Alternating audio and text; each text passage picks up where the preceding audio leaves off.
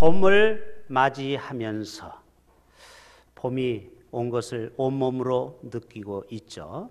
그래서 우리의 신앙이 봄에 막 모든 새싹이 움돋고 새싹이 나고 열매가 맺고 꽃이 피는 것처럼 우리의 신앙도 이제는 겨울을 지나고 봄처럼 신앙이 회복이 되고 열매 맺고 향기를 뿜어내는 그러한 믿음의 사람이 되기 위해서 오늘 이 말씀을 함께 준비했습니다.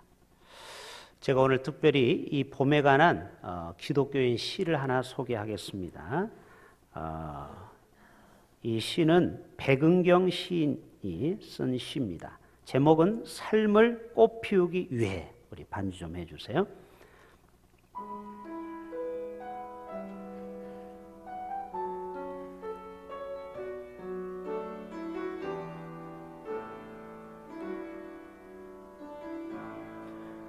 겨울 내 숨죽이며 살갗 에이는 칼바람에도 당당하게 피어난 매화꽃을 보라. 꽃 한번 보여주세요. 방송실. 꽃샘추위 지나간 자리 언 땅 뚫고 세상 밖으로 기지개 켜는 새싹을 보라. 나무 가지마다 솜사탕 얹어 놓은 듯한 하얀 꽃봉오리 펑펑 터트리는 목련꽃을 보라. 아지랑이 피어나는 언덕 위로 나무 십자가 등에 진 젊은 사나이를 보라. 땅을 뚫고 나온 새싹 펑펑 터트리는 꽃봉오리 십자가 등에 진 젊은이 얼마나 힘겨웠을까. 오늘 나는 삶을 꽃피우기 위해 힘겨운 싸움을 하고 있는지 너를 보라. 이러한 시의 내용입니다. 저는 특별히 마지막 대목이 전율이 왔는데요. 오늘 나는 삶을 꽃피우기 위해 힘겨운 싸움을 하고 있는지 너를 한번 직시해 보아라. 한 목사, 너는 성도들이 이 땅에서 삶의 꽃을 피우기 위해, 신앙의 꽃을 피우기 위해 치열하게 한 주간을 싸우고 있는데 너는 저들을 위해서 얼마나 기도로 돕고 있는가. 너를 보라. 너는 목회의 꽃을 피우기 위해 얼마나 힘겨운 싸움을 치르고 있는가. 너를 한번 보라. 우리는요, 봄에 피는 꽃을 보고 배워야 합니다. 자연은 우리의 스승이 될 수 있어요. 큰 스승이죠. 이 자연의 변화, 우리나라는 특히 사계절의 변화를 통해서 신앙적인 메시지가 우리에게 줍니다. 여러분, 온천천을 걸으면서 아직 꽃은 안 피었지만 조금 있으면은 거기에 꽃이 피면서 우리의 신앙을 한번 비교해 보시길 바랍니다. 봄은요, 만물이 소생하는 약동하는 계절이죠. 새 생명을 탄생하는 계절이죠. 그래서 여러분, 봄을 영어로 뭐라고 하죠? 스프링이라고 합니다. 예, 우리 교회 수준은 뭐 영어도 저를 닮아서 상당한 수준이에요. 스프링이라는 단어를 찾으면은 용수철이 아닙니다. 봄, 그 다음 두 번째가 용수철로 나와요. 용수철이 뭐예요? 튀어오르다죠. 도약, 점프. 우리의 신앙이 봄을 맞이해서 좀 도약하라 이 말입니다. 또 3월을 달력 카렌다에 보면은 뭐라고 쓰여 있죠? 마치라고 쓰여 있어요. 3월 영어로. 마치가 뭐예요? 행군하다. 이제 지난 겨울을 뒤로 하고 이제 만물이 소생하니까 행진하듯이 새로운 꿈을 꾸자라는 것이 바로 3월입니다. 봄춘자도 상형 문자는요, 다 뜻이 있는 거 아시죠? 요렇게 해서 날일자를 쓰잖아요. 그 형상이 뭐냐? 마치 뻗어나가는 모습이에요. 그렇죠? 봄춘자가 이렇게 점점 넓어지잖아요. 그래서 우리의 모든 움츠려 있던 것이 뻗어나가는 게 봄의 계절이라는 것입니다. 지난 겨울 코로나로 인해서 우리는 혹독한 겨울을 보냈습니다. 오늘 제가 이렇게 이브에 올라오는데 우리 이태영 원사님이 안내 쓰는 걸 보고 제가 얼마나 기뻤는지 몰라요. 거의 1년 동안 여러 가지 사정으로 나오고 싶어도 나올 수가 없는 상황. 소상공인들 몸과 마음이 더욱 움츠려드는 계절입니다. 그러나 여러분 소망을 가집시다. 지금은 백신 접종을 74%를 지금 의료와 또 어르신들 중심으로 접종을 끝나고 이제 4월부터는 일반인들도 65세부터 접종이 서서히 시작이 되고 가을에는 전 국민의 80%가 백신을 맞게 되면 그래도 어느 정도 일상으로 회복되리라 생각이 됩니다. 여러분 시련 없이 오는 봄은 없습니다. 사과도요, 고냉지 사과가 맛있죠. 강원도, 봉화, 밀양. 왜요? 추운 지역에서 자라야 당도가 뛰어나고 단단합니다. 자, 여러분 사과 여기 두 개가 있어요. 한쪽은 단단한 사과, 하나는 푸석푸석한 사과. 어느 걸 드시려고 합니까? 물어보나 말하죠. 사람도요, 단단한 사람이 있고 푸석푸석한 사람이 있어요. 온실 속에서만 자란 사람은 푸석푸석한 거예요. 고난이 올 때 견뎌내지를 못해요. 그러나 힘든 인생을 살아본 사람은요, 웬만한 고난도 맷집이 생겨서 넉넉히 이기는 것입니다. 그래서 하나님은 때때로 우리에게 고난도 우리에게 유익이 되는 줄로 믿습니다. 여러분 코로나가 꼭 부정적으로만 볼 게 아니에요. 우리의 신앙을 다시 한번 돌아보는 기회가 되는 것입니다. 하나님은 인간에게 견딜 수 있는 만큼만 시련과 고통을 준다라는 거예요. 그러니까 여러분 내가 지금 어려움과 고난이 옵니까? 여러분이 충분히 이겨낼 수 있습니다. 그러니까 그 고난을 주는 거예요. 봄은요 생명과 소생, 희망과 시작을 의미합니다. 그래서 속담에 봄비가 많이 오면 아낙네 손이 커진다, 우리나라 속담이 있어요. 처음 들어보신 분이 많을 거예요. 무슨 말이냐면 봄비가 많이 오면 이제 가을에 수확이 많아져요. 수확이 많아지면 수입이 많이 생겨요. 수입이 많이 생기면 아낙네들이 씀씀이가 많아집니다. 그래서 여러분 제가 시골에서도 목회해 봤잖아요. 시골 사람들이 가을에 농사 짓고 그 돈을 모아서 어디 가는 줄 알았어요? 해외여행을 떠납니다. 도시 사람보다 여행을 얼마나 많이 가는지 아세요? 이게 뭐냐? 이 봄은 새로운 소망의 시작이라는 거예요. 스가랴 10장 1절에 봄비가 올 때에 여호와께 비를 구하라. 무리에게 소낙비를 내려서 밭의 채소를 각 사람에게 주시리라. 봄은 바로 우리에게 새로운 시작이요 소망을 이야기하는 것입니다. 여러분 봄에는 성인들도 많이 왔다 갔어요. 좀 있으면 석탄일이 있죠. 좀 있으면 부활절이 있죠. 다 봄에 오셨어요. 부활하셔서 우리에게 지금도 우리와 함께 하시죠. 꽃샘 추위가 기승을 부리는 어느 미국 뉴욕의 한 맹인, 요즘은 시각장애인이라고 하죠. 나는 맹인입니다 하고 이렇게 종이 박스로 글을 써놨어요. 근데 사람들이 외면합니다. 왜? 그런 사람이 한두 명이 아니니까. 그런데 그 옆에 어떤 시인이 지나가면서 문구를 바꿔줬더니 그때부터 막 동전이 쌓이기 시작하는 거예요. 그 문구를 뭘로 바꾼 줄 아세요? 그래서 여러분 카피라이터가 중요한 겁니다. 광고가 사람들을 구매욕을 충동시키거든요. 뭐라고 썼냐면요. Spring is coming soon, but I can't see it. 봄은 곧 온다라는 거예요. Coming soon. 그러나 but I can see it. 나는 볼 수가 없습니다. 그러니까 얼마나 불쌍합니까? 봄이 왔는데 보통 사람은 꽃도 보고 열매도 보는데 눈이 안 보이니까 볼 수 없고 그러니까 더 불쌍하다고 더 동정을 더 하는 것입니다. 생활이 그대를 속일지라도 슬퍼하거나 노여하지 말라. 어디서 많이 들어봤죠? 웬만한 식당에 가면요 다 쓰여있는 말이 이 구절이에요. 그런데 그 다음 구절을 안 써놨어요. 너무 기니까. 생활이 그대를 속일지라도 슬퍼하거나 노하지 말라. 서름의 날을 참고 견디면 머지않아 기쁨의 봄날이 오리라. 아, 이런 뒷말이 더 멋있는 거예요. 근데 이 말은 누가 썼을까요? 러시아의 시인 푸치니가 쓴 겁니다.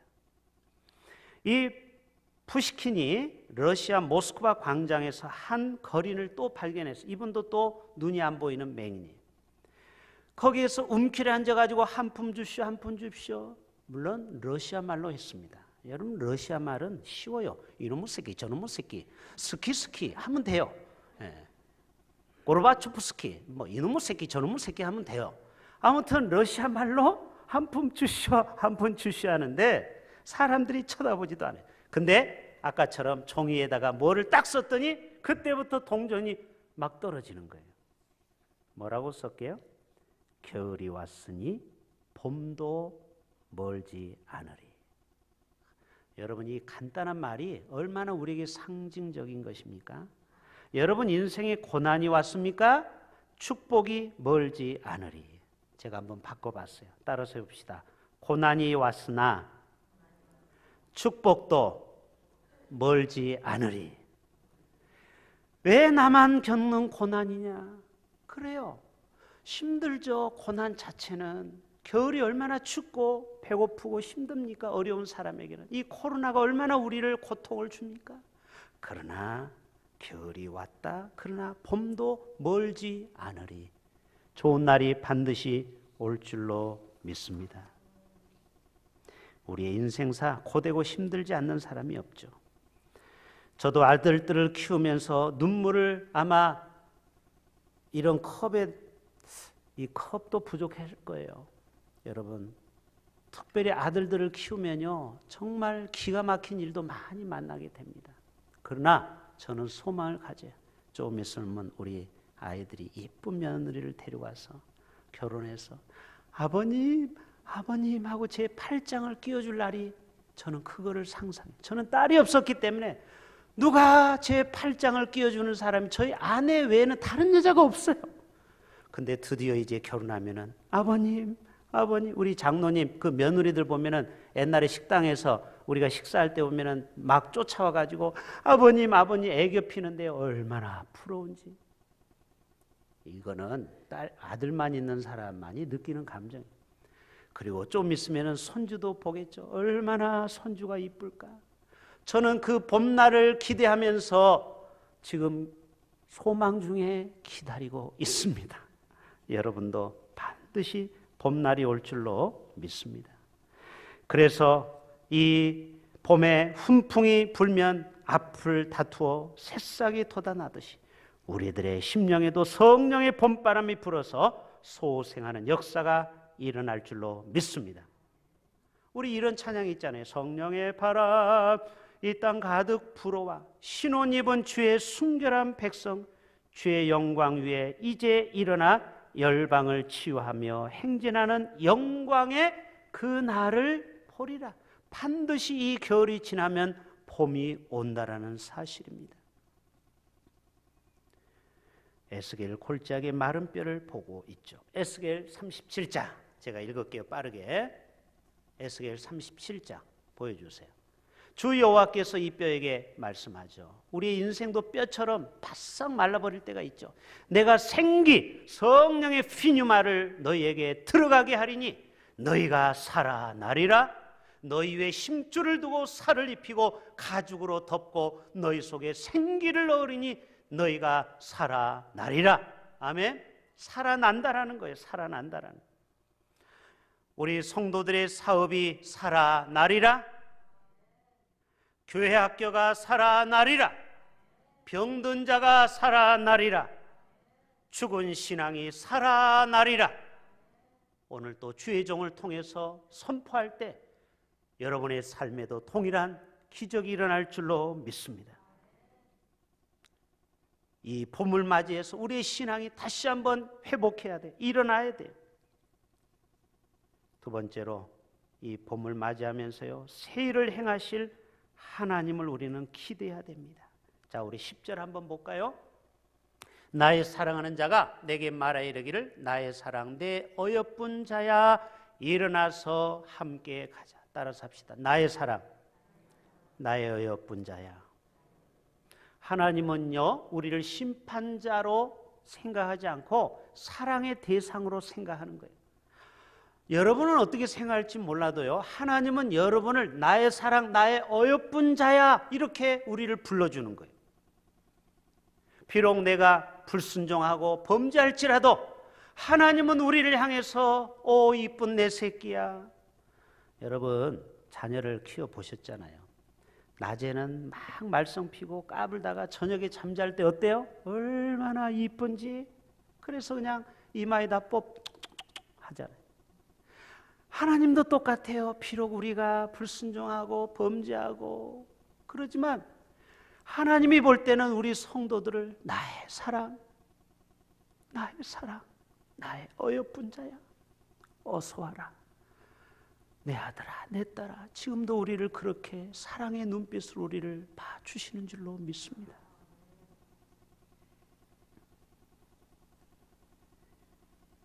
솔로몬이 누구보다 술람미 여인을 사랑했죠. 그 여인을 향하여 나의 사랑, 나의 어여쁜 자라 부른 것은 바로 내가 너에게 새로운 일을 맡기겠다는, 나와 함께 일어나, 나와 함께 가자라는 거예요. 이 좁은 길을 나와 함께 가자라는 거예요.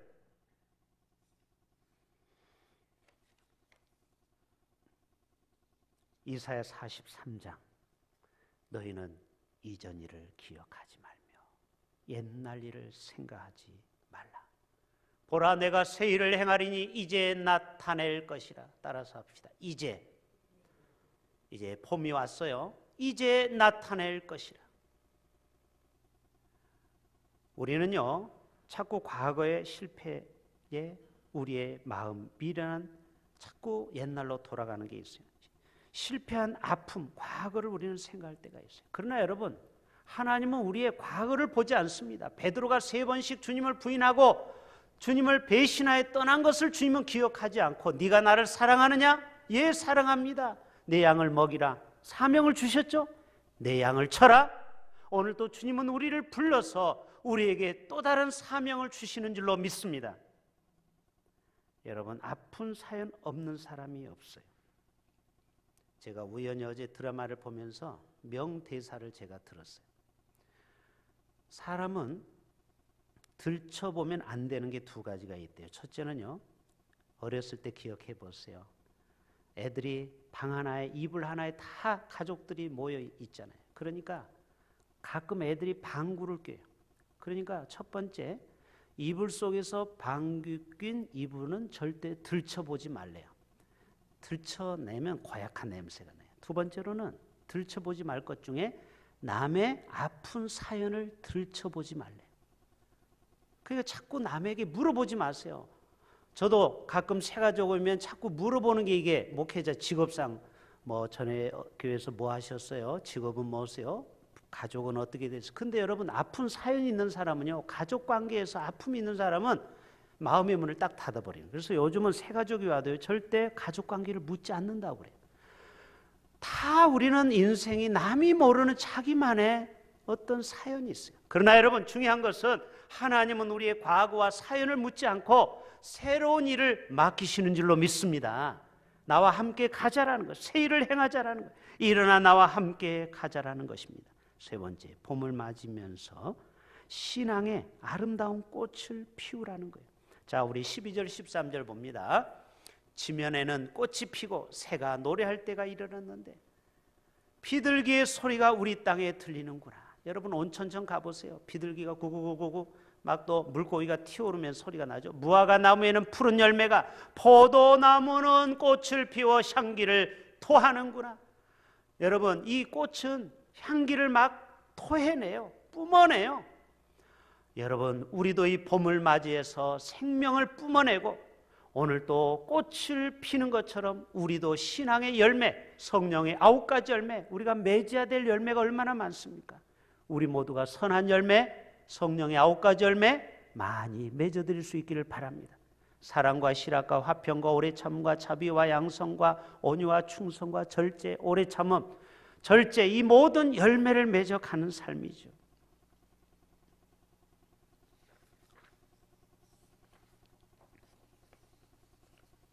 욥은 고난 중에 감사로 신앙의 꽃을 피웠습니다. 그래서 42장에 보세요. 그가 얼마나 하나님의 은혜와 복을 풍성하게 받는지. 다니엘도 이방에 끌려가서 또 다니엘의 세 친구도 죽음 위기까지 있었지만 그 고난의 끝은 뭐였어요? 그가 그 불에서, 사자에서 죽는 게 아니고 하나님이 그를 살려내는 겁니다. 그리고 그에게 총리를 맡기는 겁니다. 그의 인생에 봄이 온 겁니다. 포로로 끌려왔을 때는 겨울 같은 인생이죠. 그러나 그의 삶 속에 하나님이 함께 하시니까 봄이 온 것입니다. 여러분, 이게 얼마나 우리에게 감사한 일입니까? 여러분, 우리의 삶에도 반드시 봄이 옵니다. 제가 이 봄에 대한 설교를 준비하면서 동요가 있어요. 이정선 씨가 지은 작사 작곡이 있어요. 아마 아실걸요? 후렴만 불러볼게요. 봄 봄이 왔어요. 우리의 마음속에도 봄 봄이 왔어요. 봄이 왔어요. 기쁘지 않습니까? 여러분은 뭐를 해도 마음이 기쁘지 않습니까? 같이 불러봅시다. 우리의 인생에 봄이 왔어요. 같이 불러봐요. 시작. 봄이 왔어요. 우리의 마음속에도 봄이 왔어요. 봄이 왔어요. 여러분, 입으로 시인하는 자는 그대로 되는 거예요. 자꾸 여러분 시인하셔야 돼요. 그래, 내 인생도 언젠가는 봄날이 올 거야. 아멘. 송대광시에 쨍하고 볕들 날이 올 거야. 여러분, 항상 긍정 마인드가 중요합니다. 아멘. 어떤 어려움 속에서도 호랑이 굴 속에 들어가도 정신만 차리면 산다고 하잖아요. 아무리 우리의 인생이 꼬이고 힘들더라도 부활의 주님을 우리는 기억하셔야 돼요. 아멘. 오늘 말씀을 기억하셔야 돼요. 나의 사랑, 나의 어여쁜 자야, 나와 함께 가자라는 거예요. 반드시 봄날이 옵니다. 네 번째, 마지막, 봄을 맞으면서요, 하나님의 사랑을 우리는 다시 한번 온 마음으로 받아들여야 됩니다. 그리고 주님이 내 안에, 내가 주님 안에 거해야 돼요. 자, 14절 볼까요? 결론. 바위 틈 낭떠러지 은밀한 것에 있는 나의 비둘기야. 여러분, 비둘기가 귀여워요? 무서워요? 징그러워요? 셋 중에. 시작.